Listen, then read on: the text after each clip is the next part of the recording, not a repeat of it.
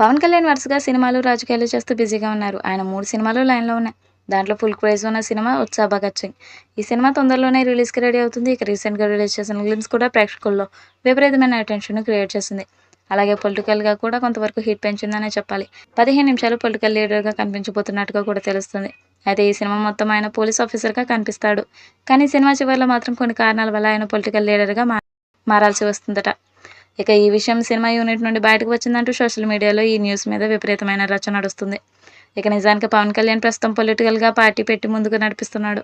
కాబట్టి ఈ పాత్రలో కూడా నిజ జీవిత ఛాయలు కనిపించబోతున్నాయని మరికొంతమంది అభిమానులు ఈ న్యూస్‌కి కామెంట్లు అయితే చేస్తున్నారు. డైరెక్ట్ చేసి స్టార్ డైరెక్టర్ అయిపోవచ్చు, లేదా కోట్ల కొద్ది కలెక్షన్లు కొల్లగొట్టొచ్చనే ఉద్దేశంతో కొంతమంది కథనాలు చాలా గట్టిగా తయారు చేసుకుని ఆయనకు వినిపించి సక్సెస్ అయ్యారు. కానీ వారికి సినిమాలు పూర్తి చేసుకోవడం మాత్రం ఇప్పుడు కత్తి మీద సాములా మారింది.